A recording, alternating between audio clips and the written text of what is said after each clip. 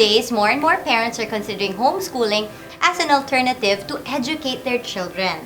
And to help us understand more about homeschooling, how it really works and all, we actually have the woman behind teachwithjoy.com, Miss Joy Mendoza.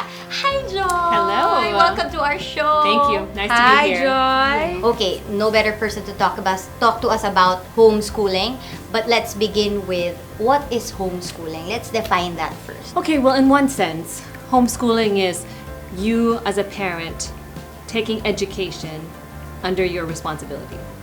But in another sense, I also believe it's an extension of your parenting, because when your child is young, you teach them everything. And so why not add on the academics part? Right. So for me, it's just another way to look at parenting. But Parenting plus. Yes, parenting plus, but it incorporates also educating them in the academics. Just describe a day. Okay, A day in the life of run us through. homeschooling Okay. home. Normally, we would start around 8:30 or 9 in the morning, and we finish by 12.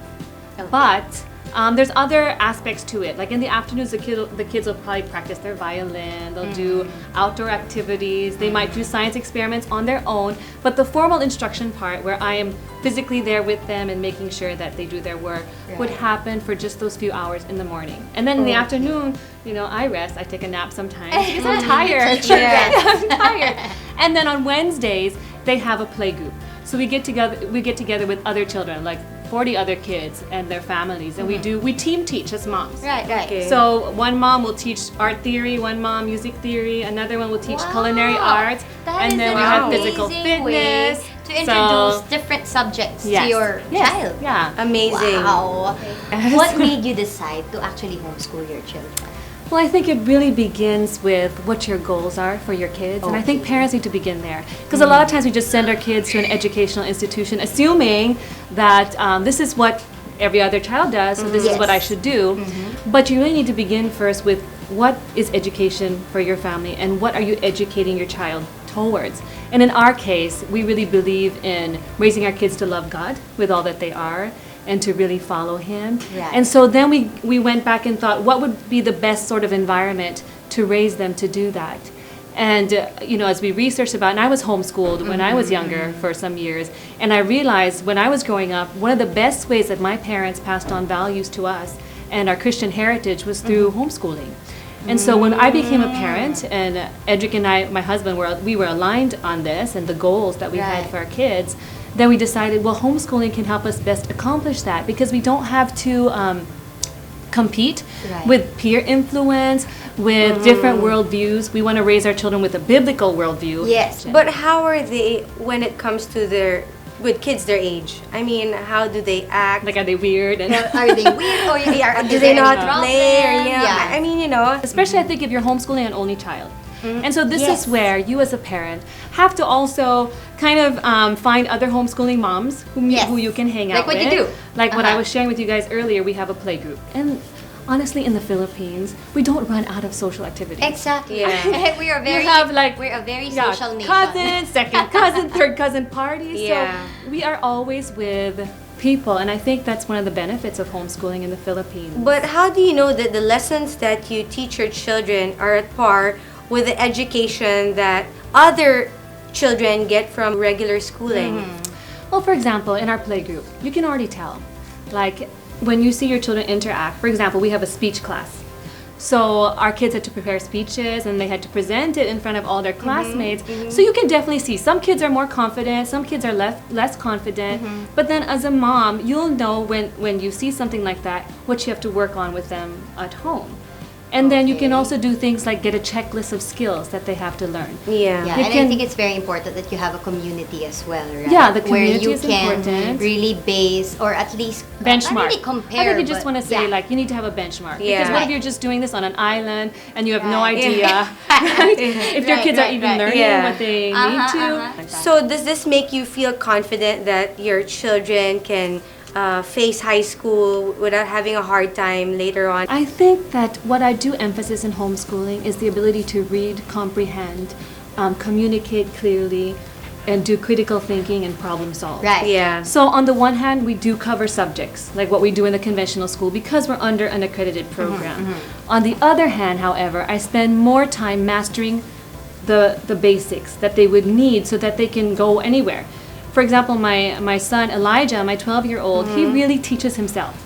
Because ever since he was little, I really worked with him on reading and comprehension skills. So he's very independent. Yes, Yeah. and it allows them to be independent because once they have those skills that they have mastered, which are so essential anywhere you go, then it doesn't matter what level they go to because they can take on the content. How do you switch on your teacher mode and turn off your mommy mode? You have to have a good relationship with your kids. Right. Because it's really in the context of relationship that your children will become receptive. There was, I attended this conference in Berlin once, and the speaker, who was a developmental psychologist, said, you know, when did your child first fall in love with you? Because we're never meant to instruct children whose hearts we don't have. Okay. So in other words, you have to have a relationship with them that's really good and solid, and then naturally they'll be responsive to you. But if your relationship is bad, like some moms, I don't recommend it, but some moms, they work most of the time and then they add homeschooling into their day. And so if you're it not feels far. Yes, it's so and if you're not distant, bonding with them constantly, it's hard to just all of a sudden switch on the It's like directing. teacher Yeah. hat, yes. Yeah. Right. So what about when they start throwing a fit and say, you know what, Mom, I don't want to study. I just don't want to listen. And you get days like that. Yes, of course. Oh. I mean, that does happen. It's natural, I think, in any home. However, what does help is you focus on the heart first before the head. Because if your child is not obedient, it's very hard to homeschool them. Why will they want to sit down and listen to what I have to say? Or why will they want to sit down and do something difficult? But of course, there's other things to consider. Sometimes moms are so ambitious that they give their kids really difficult work. Ouch. I mean, it's normal. We really want to make sure that they will excel, that they will do well. Yeah, you just want the So- best for your kids, Yeah. right? So you have a high standard, and so sometimes you're Yes. pushing them so hard academically. Or Yes. on the other hand, it could be a learning style issue where some children, they really just can't sit down for hours and they need lots of breaks. Like one of my sons, he's more kinesthetic. If he were in Okay. school, he might be labeled ADHD. However, at home, He's not, I was right. looking for him the other day and he was under the bed doing his work. And I asked him, "Are you doing your work?" And he said, "Yes, Mom, I'm almost done." So it's It very is seen as a strength rather than Yeah. something that Yes. sets him back, right? Yeah. Do you think that everyone can homeschool? I think everyone can do it. However, I think we need to consider certain circumstances. Because the reality is when you're homeschooling, the mom does most of the teaching. So are moms willing to give up their career, for example? You really have to decide, and that's why I go back to what I shared earlier, which is what is your goal for your children? Because if you look at your goal, and then you have to ask yourself, how can we best achieve that as a family?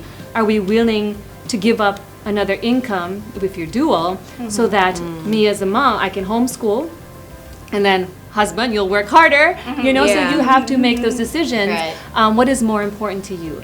Now, there are certain, all of us have limitations. One mom may be teaching English, but her grammar is not very good. So what then? This is where you have to, you have to also be resourceful. I can see so many benefits to this, but if you were to be asked, what's the best thing about homeschooling? I think as moms, we only have a short season to really influence our children. Oh no, you're gonna make us cry. I think that I always hear that. I don't want to hear it. Okay. there's a certain timetable when their hearts are really receptive to us. And then eventually that door closes because they get interested in other things. But when they're little, they're so responsive. They want to be with mommy and daddy. They want to hear what we have to say. They appreciate our values. I don't like things like this. But as they get older, it does change. And so if we can make sure that relationship is really strong in the beginning and really impart those values that we want them to have, the convictions that we want them to have, like simple things like choosing the right friends, having a list in your mind of the kind of person you want to marry, which sometimes we address this when they're like teenagers and they've already committed their heart to somebody, and it's difficult to do that. But so while they're little, while we have that time, while they're very receptive to us, while they still want to listen to what we have to say, this for me is an opportune season, and it won't be there forever. I look at my 12-year-old son, and he's growing up, and It's it different. was just like yesterday that he was this little baby, and we were doing phonic sounds, and Check us to cry already. it's sobering to realize and ask yourself, have I done what I need to do? And so I don't want to be one of those moms that looks back on those years and think, regret. I should have been there. And I've talked to so many moms who are career women, and I've never heard a mom say, I wish I had really worked harder and really built my career more. They would tell me, Joy, if you have the opportunity to be with your kids, you be with them. Because looking back, I should have been there for my children. And so I don't want to be one of those moms. Now, I'm not saying that you should beat yourself up if you're not a homeschooling mom. Because there are realities to consider. Right. So pray about it. It's something you need to discuss with your husband. You need to be aligned. And you need to have that shared goal. Thank you for being with us and for encouraging us welcome. about My pleasure. homeschooling. Oh, Thank you're you, Joy. And you know what? I'm encouraged because Gavin's still not in school, so I'm encouraged to teach him. Yeah. So I still have experiment. hope. Yeah, I can experiment We with have a him. lot of time. Yeah. Kendra's just 5.